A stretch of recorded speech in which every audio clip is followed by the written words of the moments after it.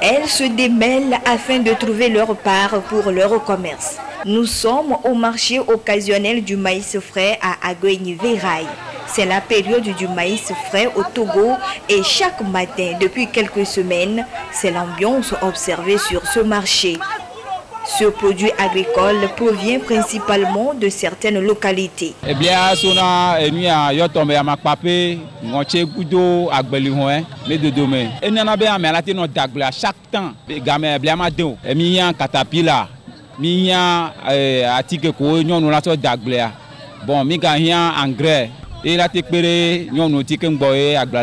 C'est une occasion pour ces femmes de se faire un peu d'argent au profit de leur famille.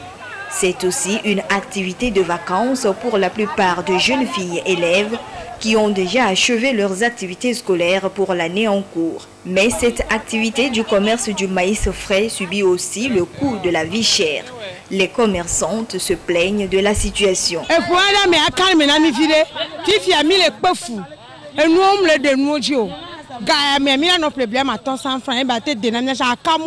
Et nous le rochi, nous on plaint matin 200 ça bio.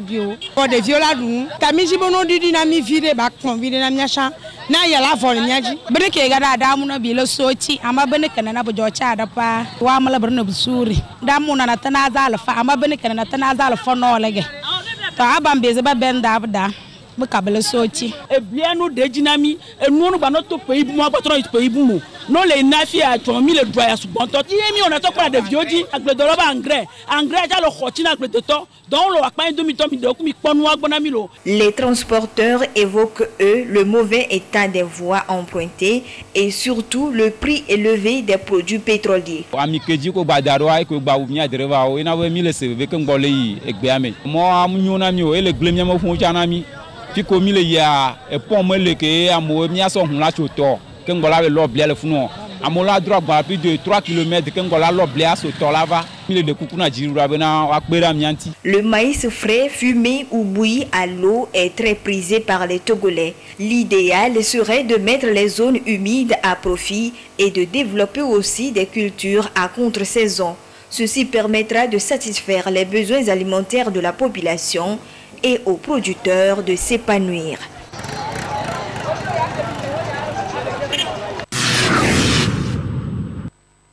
Troisième et dernier jour ce jeudi de l'examen du brevet d'études du premier cycle BEPC, session de juin 2022. Les candidats ont composé dans 2 matières obligatoires, à savoir histoire-géographie, sciences physiques, suivi des épreuves facultatives dans l'après-midi. Selon les candidats du centre d'écrit du CEG Kakaveli, tout s'est bien déroulé pendant les 3 jours d'évaluation. Ils nous livrent leurs impressions sur cet examen. C'était simple, pas compliqué. Si tu apprends, tu vas trouver tout. La science physique était plus facile, même l'histoire-géo. La maths aussi, sauf que il faut seulement la concentration. Les examens en commençant, j'avais un peu peur, mais quand on continue à voir les preuves, je pense que je peux réussir parce que les épreuves sont un peu faciles. C'est bien passé. On a bien répondu à les questions qu'on nous a posées. Depuis le commencement de la composition, les épreuves étaient faciles jusqu'à la fin. Ces candidats espèrent réussir compte tenu du travail qu'ils ont fourni, en dépit de quelques difficultés rencontrées à certains niveaux. J'ai eu une difficulté en PCT physique. Je pense avoir au moins 14 de moyenne. Toutes les épreuves ont marché, seule la physique qui m'a été un peu difficile. La mathématique et la science physique qui a dû me choquer un peu moins. Sinon, les autres étaient bien et puis cool quoi. Si tu n'as pas fait une fois, donc ça vient de toi, ça ne vient pas des professeurs. Le fait, c'est d'apprendre et puis réussir. Que Dieu nous donne la chance. L'examen est fini et les regards sont donc tournés vers la correction et la proclamation des résultats. Rappelons qu'ils étaient cette année 157 133 candidats à prendre part à cet examen qui ouvre les portes au 2e cycle du secondaire.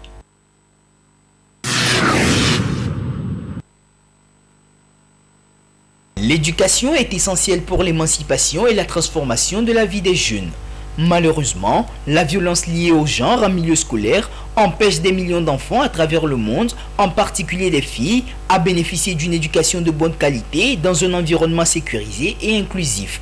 Au Togo comme partout ailleurs dans le monde, le phénomène existe et est encore loin de disparaître. Les tabous sociaux, la non-application des tests sur ces violences dans de nombreux pays, ainsi que la crainte des répercussions, empêchent souvent la dénonciation des éventuels cas de violence sexuelle, ce qui n'est pas sans conséquence sur la scolarisation des apprenants. Violence sexuelle en milieu scolaire, c'est tout ce qui est harcèlement à caractère sexuel sur et les garçons et les filles qui sont régulièrement inscrits soit dans un milieu scolaire ou dans un centre d'apprentissage qui ne favorise pas le suivi régulier des cours pour une réussite scolaire digne de ce nom.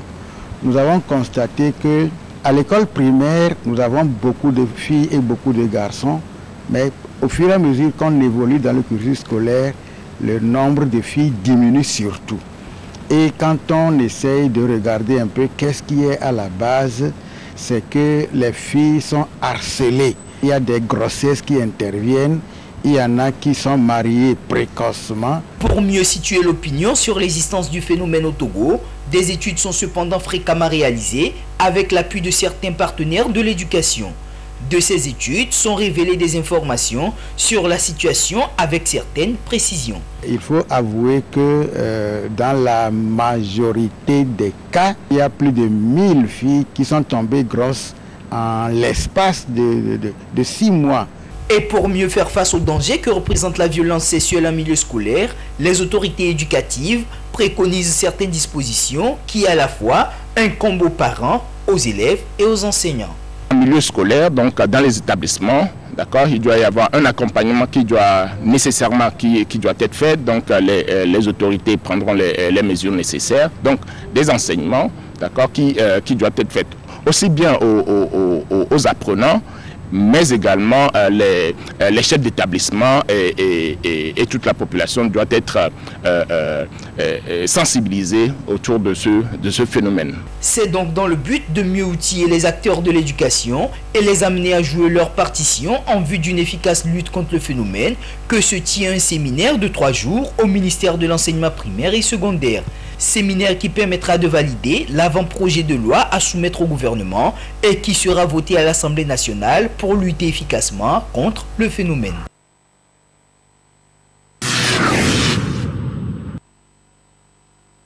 Le paludisme reste la première cause de mortalité infantile au Togo et la première cause de consultation dans les formations sanitaires. C'est dire que cette maladie caractérisée le plus souvent par la fièvre, les maux de tête, les courbatures, continue de menacer la population togolaise et constitue un véritable problème de santé publique, tout comme dans la plupart des pays en Afrique.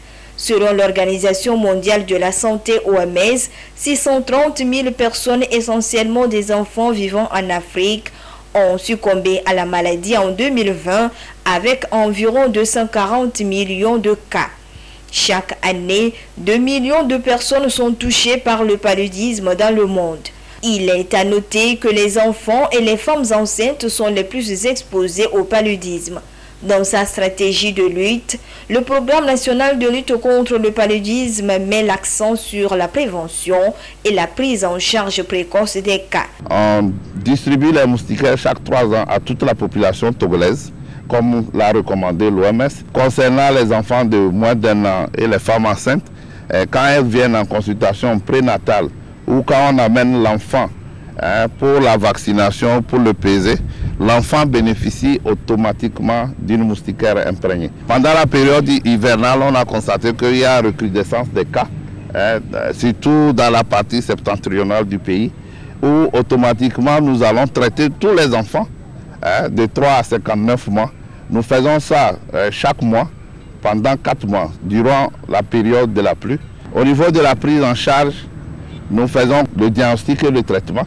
Mais aujourd'hui, nous voulons que le diagnostic se fasse précocement. Depuis 2013 aussi, le gouvernement avait rendu gratuit les tests de diagnostic rapide et le traitement du paludisme simple.